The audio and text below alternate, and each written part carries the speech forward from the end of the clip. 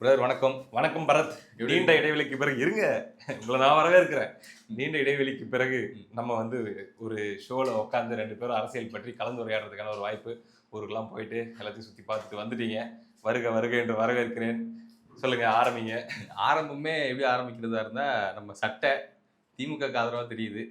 ஆமாங்க, இது ஒரு குறியீடு இருக்குது. இதுல என்னன்னா, பாவம் 2 நாளா ரொம்ப தொங்கி துவண்டு போய் இருக்கிறாங்க. எதிர்பார்க்கல. அவங்க பொறுத்த வரைக்கும் அவங்க எதிர்பார்க்கல. நமக்கு தெரியும் என்ன நடந்துட்டு இருந்துச்சு அப்படின்ட்டு. ஆனா அவங்க வந்து இப்படி ஒரு அலைன்ஸ் படாருன்னு அப்படியே ஃபார்ம் ஆகி நின்றுவாங்கன்னு எதிர்பார்க்கல. நாளை இப்படியா உடையும், நாளை டிவிகே பக்கம் போவோம், அப்படி இப்படின்ற மாதிரி நிப்பாங்க அப்படிங்கிற மாதிரி எதிர்பார்த்தாங்க. திடீர்னு அப்படி நடந்துருச்சா, அதுல ரொம்ப துவண்டுட்டாங்க.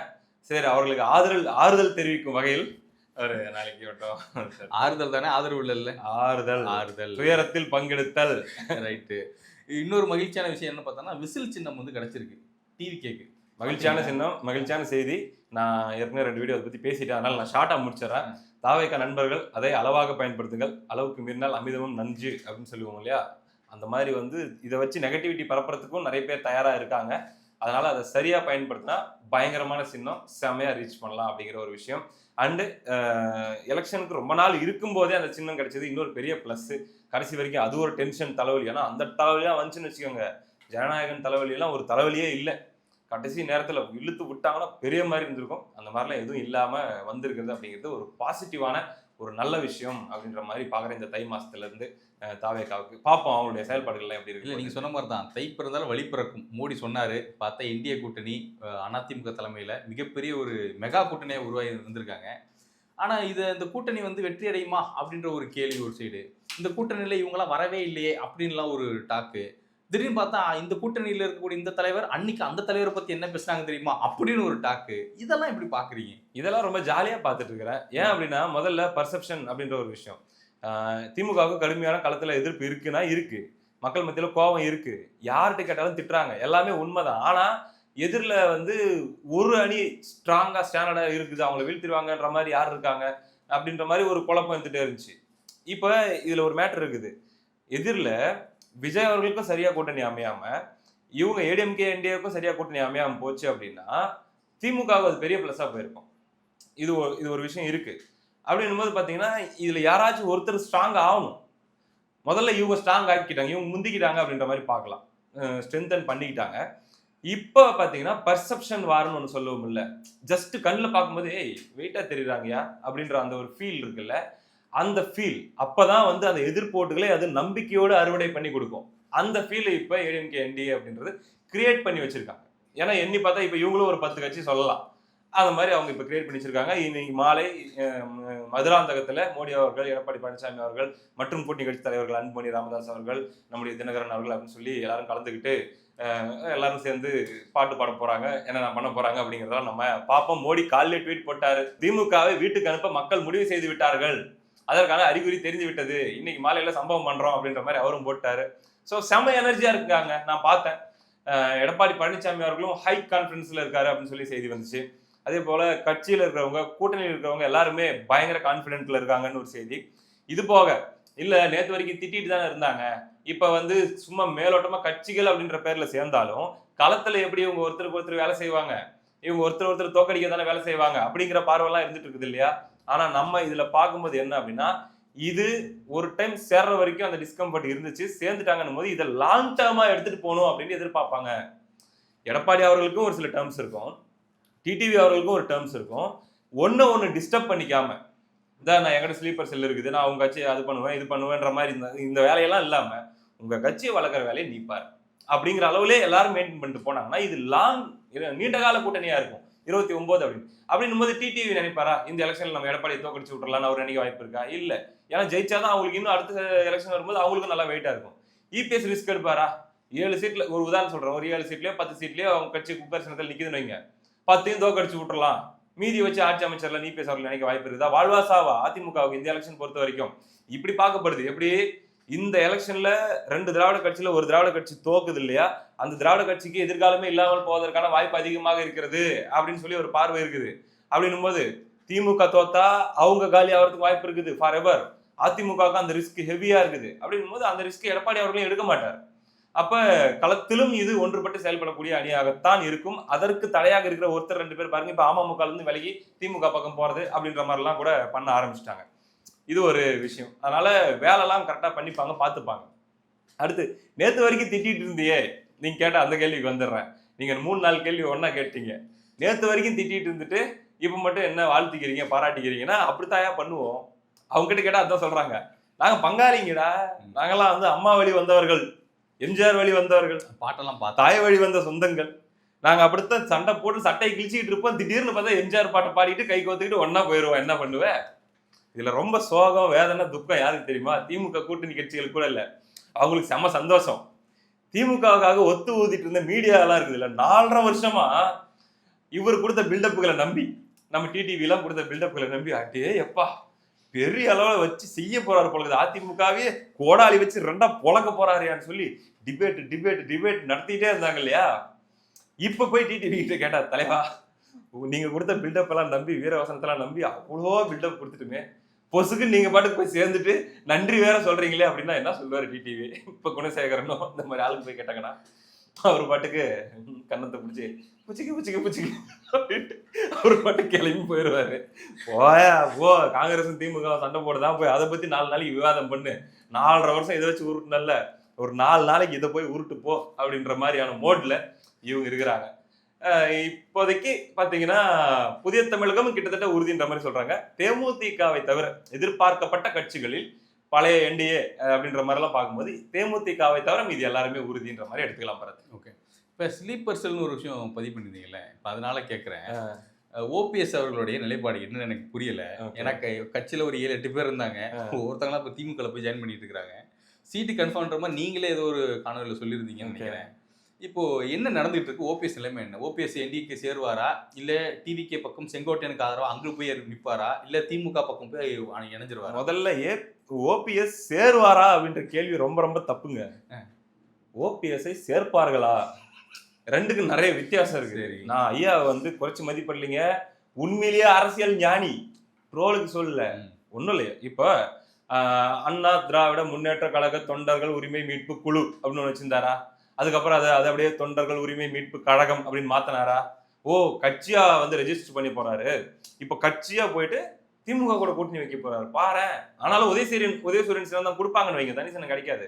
ஆனாலும் ஒரு கட்சியா போய் திமுக கூட அப்படி வச்சிருவாரு அப்படின்ட்டு. சரி, அப்படி ஒரு கட்சியா போயிட்டு ஓபிஎஸ் இன்னைக்கு இருக்கிற பவர்ல, ஏன்னா ஒரு 7-8 பேர் தான் அவருடைய வாட்ஸ்அப் குரூப்ல இருக்கிறாங்க அப்படின் போது திமுக கூட்டணி வச்சிருந்தா எத்தனை சீட்டு கிடைச்சிருக்கு? மிஞ்சி போனா 2 3 கிடைச்சுன்னா பெருசு. தலைவனுடைய ஸ்ட்ராட்டஜி நீங்க இந்த இடத்துல தான் பார்க்கணும். ஒரு 7 பேரை நாங்கெல்லாம் சேர்ந்து ஒன்னா வந்தா நீ 2-3 சீட்டு தான் கொடுப்ப, உன் சூட்சம் எனக்கு தெரியும், இரு வாரம் ஒரு ஆளா அனுப்புறேன். அப்ப இருந்து ஆரம்பிச்சு ஓபிஎஸ் அவர்களுடைய டீம்ல இருந்து வாட்ஸ்அப் குரூப்ல இருந்து ஒருத்தரா ரிமூவ்டு, அங்க போய் திமுக குரூப்ல ஆடட், 1 by 1 உள்ள போகும்போதெல்லாம் கூட இருக்கிற ஆளுங்களாம் திமுக இருக்கிறவங்க செம்ம பீஸுங்க, சீட்டு கொடுத்தா ஜெயிச்சு கொடுத்துருவாரு அப்படின்னு சொல்லி தானே ஐயா கிட்ட பில்டப் கொடுப்பாங்க ஸ்டாலின் கிட்ட.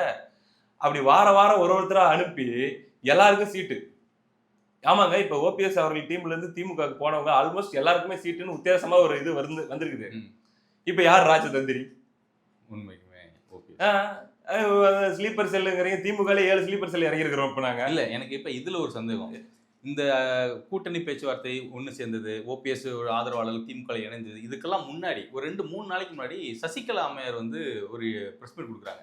திமுகவுக்கு நான் தாங்க எதிரி, திமுக மறந்துட்டாங்க, இப்ப பாருங்க நான் ஒரு வியூகம் பண்ண போறேன், அவங்களை தோக்கடிக்கிறதுக்கு நான் ஒரு வியூகம் ஒண்ணு. ஆமா, ஒருவேளை அவங்களுடைய மாஸ்டர் மைண்ட்ல தான் இதெல்லாம் நடந்திருக்கும்.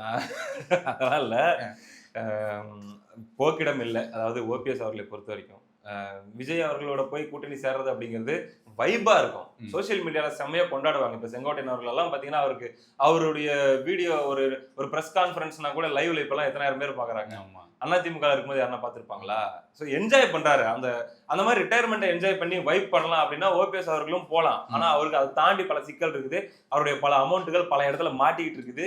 இது எல்லாத்தையும் மீட்டு தந்து எல்லாத்தையும் சரி பண்ணி கொடுக்குற மாதிரியான பவர் உள்ள கட்சி, அனுபவம் உள்ள கட்சி அவருக்கு தேவைப்படுது.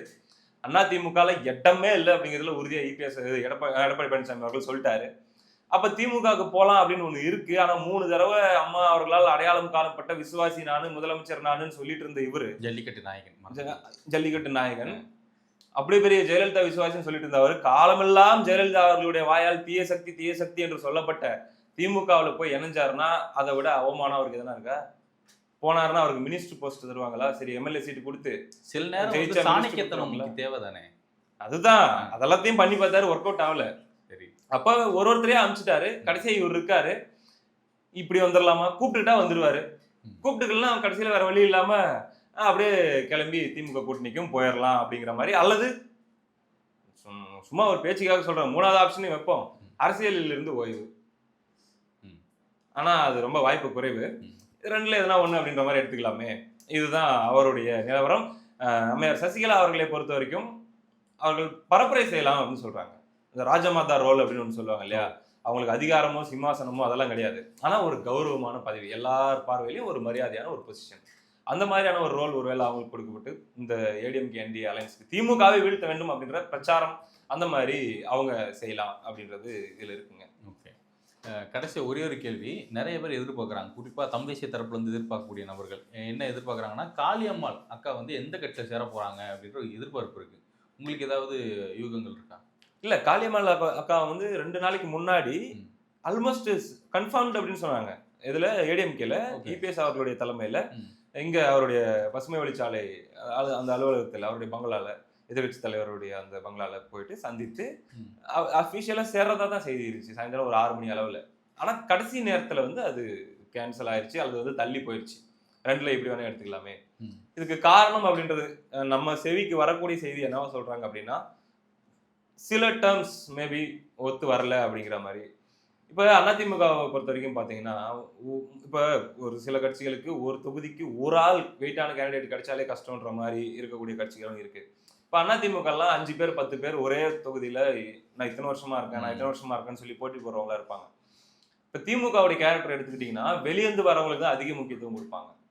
வெளியேந்து யார் வந்தாலும் அள்ளி அள்ளி கொடுத்து அவங்களை முன்னிலைப்படுத்தி திமுக உடன்படிக்கைகளுக்கு வாழைப்பழையை அத்துக்கிட்டு அப்படியே ஓடிடுன்ற லெவலில் தான் அவங்கள டீல் பண்ணுவாங்க. கடைசி வரைக்கும் உனக்கு வாழைப்பழம் தான் அப்படின்ட்டு. ஆனா வெளியாட்களுக்கு இம்பார்ட்டன்ஸ் அதிகம். ஆனா ஏடிஎம்கே அப்படி ஃபங்க்ஷன் ஆகிறது இல்லை. அவங்க என்ன பண்றாங்கன்னா, அவங்களுடைய நீண்ட கால விசுவாசிகள் அல்லது யார் வந்து ரொம்ப சீனியாரிட்டி அல்லது டிசர்விங் அப்படிங்கிறதெல்லாம் பார்த்து அவங்க கொடுக்கக்கூடிய அடிப்படையில புதுசா வெளியிருந்து ஒருத்தவங்க உள்ள வராங்கன்னா, எடுப்புல எம்எல்ஏ சீட் அப்படின்றதான வாய்ப்புகள்லாம் சற்று குறைவு தான். இப்ப அண்ணன் கல்யாண சுந்தரம் அவர்கள் எடுத்துக்கலாமே ஒரு உதாரணத்துக்கு. 2020 போய் அவர் சேர்றாரு, இன்னைக்கு 2026. இப்போ வரைக்கும் அவர் எந்த தேர்தலையும் வந்து வேட்பாளராக போட்டியிடல. போன தடவை 24 கூட விருப்ப மனு கொடுத்திருந்தாரு, ஆனாலும் அவருக்கு வேட்பாளர் கொடுக்கப்படல. மேபி இந்த தேர்தலில் அவர் கொடுக்கப்படல. 6 வருஷம் கட்சிக்காக உழைச்சிருக்காரு, நமது அம்மா இதற்கு ஆசிரியராக இருந்திருக்காரு, டிபேட்டுகள் ஆகட்டும் மேடைகள் ஆகட்டும் மிகப்பெரிய அளவில் ஏடிஎம்கே வந்து செம்மையா அவர் எலிவேட் பண்ணியிருக்காரு. எல்லாமே அவருடைய பர்ஃபார்மன்ஸ் அந்த அளவுக்கு இருக்கு. இப்போ அவருக்கு ஒதுக்கப்படலாம் ஒரு தொகுதி. அப்படி இப்பயும் இல்லைன்னா மேபி 29ல கண்டிப்பா எம்பி சீட்டுக்கான வாய்ப்பு இருக்குது. அந்த மாதிரி டிராவலிங் வந்து அவங்க எதிர்பார்ப்பாங்க, யார் வந்து வெளியே சேர்ந்தாலும். அப்பதான் அந்த ஏரியாவில் இருக்கக்கூடிய இப்ப ஏற்கனவே இருக்கக்கூடிய அதிமுக ஆட்கள் இருக்காங்கல்ல, தலைமைகள்லாம் இருக்காங்கல்ல, அவங்களுக்கு மனசு ஒத்துக்கும்.